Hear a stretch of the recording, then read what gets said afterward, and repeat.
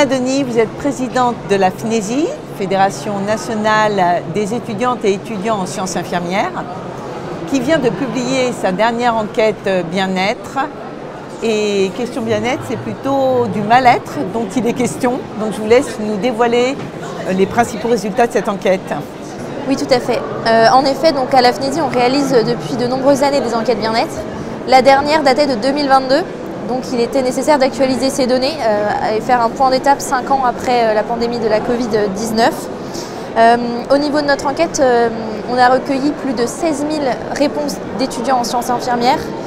Et aujourd'hui, il est vrai que le mal-être n'a jamais été aussi intense. Mais c'est quelque chose que nous, on repérait déjà au sein de la fédération, car on a des formulaires de contact et une adresse mail de contact pour les étudiants. Et en ce moment, on reçoit en moyenne 100 mails par mois d'étudiants infirmiers en détresse. Et on a également une ligne téléphonique sur laquelle on reçoit en moyenne 10 appels par jour d'étudiants infirmiers en détresse. On en a même certains qui nous appellent dans les toilettes sur leur terrain de stage, effrayés en pleurs à l'idée de retourner sur leur terrain de stage. Donc on savait qu'il y avait une réelle inquiétude de la part des étudiants, un réel mal-être. Et ce mal-être, ce sont les conditions de stage. Ce qu'on a identifié comme chiffre assez marquant, c'est que 93% des étudiants en sciences infirmières se considèrent épuisés mentalement depuis leur entrée en formation.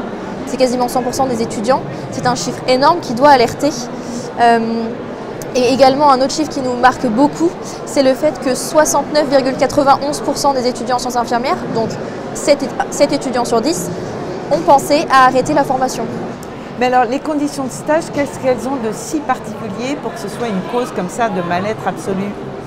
La problématique avec les conditions de stage aujourd'hui, c'est notamment que les étudiants sont nombreux en stage à cause de l'augmentation des quotas qui est en place. Ce qui se passe, c'est qu'on a identifié que 39% des étudiants identifient le fait qu'ils sont en stage avec plusieurs étudiants. Ils ont déjà été en stage avec plusieurs étudiants. Donc dans un système de santé où les soignants peinent déjà à trouver le temps pour les patients dans leur exercice, le fait d'avoir plusieurs étudiants à accompagner, malheureusement, il n'y a pas d'accompagnement personnalisé qui est possible et les étudiants se sentent comme un poids en plus pour le professionnel de santé. Il est nécessaire de dédier du temps aux professionnels pour qu'ils puissent encadrer les étudiants, les accompagner dans leur parcours, parce que derrière, ça crée de réelles conditions de mal-être pour les étudiants infirmiers face à ces conditions. Voire de maltraitance parfois. Parfois, il y a des situations de maltraitance. Une étudiante nous a même raconté qu'une infirmière lui avait déjà lancé un ciseau au visage par colère dans une situation qu'elle avait vécue. C'est des choses qui traumatisent réellement les étudiants, derrière qui ont du mal à se sentir comme faisant partie d'un système de santé, qui ont du mal à vouloir s'impliquer dans le système de santé par la suite. C'est un réel danger pour l'avenir de la santé et pour le système de santé et pour la profession d'avoir des étudiants qui se sentent comme ils se sentent aujourd'hui, parce que ce sont nos soignants de demain. Et alors, vous avez des propositions pour essayer d'enrayer cela? Tout à fait. Nous, ce qu'on recommande, c'est la création d'une plateforme nationale d'évaluation systématique des lieux de stage. Une annonce qui avait été faite en 2023 et qui n'a pas été mise en place pour le moment. En tout cas, ça fait partie de nos revendications et c'est nécessaire aujourd'hui. Cette plateforme, elle pourrait permettre d'évaluer de façon objective chaque stage. Chaque étudiant, à la fin de chaque stage, évaluerait son stage. Les données pourraient être collectées, il faut qu'elles soient collectées au niveau national et elles pourraient être collectées trimestriellement de telle sorte, ou semestriellement, de telle sorte à permettre que l'on ne puisse pas identifier de quel étudiant revient le témoignage. Et on pourrait se rendre compte qu'au bout de 2-3 témoignages d'un même terrain de stage qui a des problématiques, il faut fermer ce terrain de stage et accompagner les équipes à améliorer leurs pratiques. Il est nécessaire que les soignants puissent conscientiser aussi, que les équipes puissent conscientiser, les services puissent conscientiser ce qu'il se passe aujourd'hui et le vécu des étudiants face à ces conditions de stage qui n'est plus tolérable aujourd'hui. Et alors quel est leur recours? Quel est le recours d'un étudiant aujourd'hui qui vit de façon épouvantable son stage? À qui peut-il s'adresser? Comment il peut se défendre? Malheureusement, c'est compliqué parce qu'aujourd'hui, ce que nous racontent les étudiants, c'est que face à des litiges, lorsque l'IFSI doit soit croire l'étudiant, soit croire le terrain de stage, malheureusement ils font le choix du terrain de stage parce qu'il en manque tellement qu'ils ne peuvent pas se permettre d'en perdre. Et aujourd'hui, les étudiants entendent ces propos de la part de leurs équipes pédagogiques et c'est des choses qui les blessent énormément dans leur estime d'eux-mêmes et dans leur confiance en le système de santé. Et cette tension-là sur l'offre de stage, elle est créée par l'augmentation massive des quotas qui a été faite depuis 2020 dans une volonté de former plus, mais en perdant la lucidité de former mieux. Et la création de cette plateforme, ça suffirait ou est-ce qu'il n'y a pas d'autres mesures à ajouter justement sur le terrain? Il faut également réguler l'augmentation des quotas. Aujourd'hui, on a des étudiants dans certains territoires qui doivent trouver eux-mêmes un terrain de stage. On a des étudiants dans certains territoires à qui on propose de faire des stages en clinique vétérinaire pour la formation infirmière. Des étudiants qui passent 10 semaines dans des stages où il n'y a pas d'infirmier.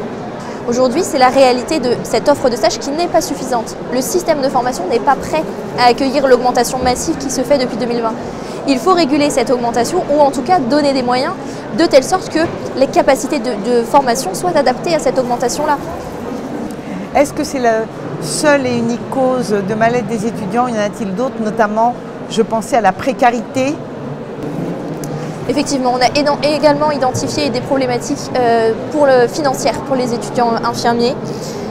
Aujourd'hui, c'est quelque chose qui les inquiète énormément. C'est la troisième raison pour laquelle les étudiants pensent à arrêter la formation. On voit beaucoup de parcours d'étudiants qui font des interruptions de formation au cours de leur cursus, qui arrêtent pendant 1 an, 2 ans, qui reviennent après, dans l'objectif de récupérer de l'argent, de pouvoir exercer, travailler, parfois en tant qu'aide-soignant ou autre, pour pouvoir avoir de quoi manger le soir.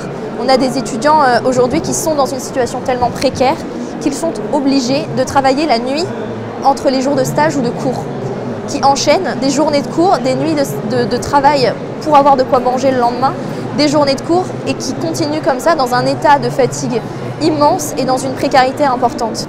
Et y a-t-il des moyens de les aider, de les soutenir? Sont-ils informés de ces moyens? Malheureusement pas assez et aujourd'hui avec des indemnités de stage à 1 € de l'heure en première année et 1,70 € en troisième année, c'est pas ce qui aide les étudiants. Les indemnités sont bien trop basses pour les étudiants et là je parle que de la formation socle parce que pour les formations de second cycle il n'y a pas d'indemnité, ce qui est intolérable. On parle quand même des soignants de demain, c'est pas possible de continuer à les indemniser de la sorte. Nous ce qu'on demande c'est qu'il y ait une indemnisation à 4,35 € de l'heure. Actuellement, le plafond horaire de la sécurité sociale, 15% du plafond horaire de la sécurité sociale, qui est un besoin des étudiants. On a aussi des grands enjeux dans le remboursement des indemnités kilométriques des étudiants lorsqu'ils doivent se déplacer de plus en plus loin à cause du manque de terrain de stage. Les étudiants qui font des heures de route chaque jour pour aller en stage tellement il n'y a plus de terrain de stage sur le territoire.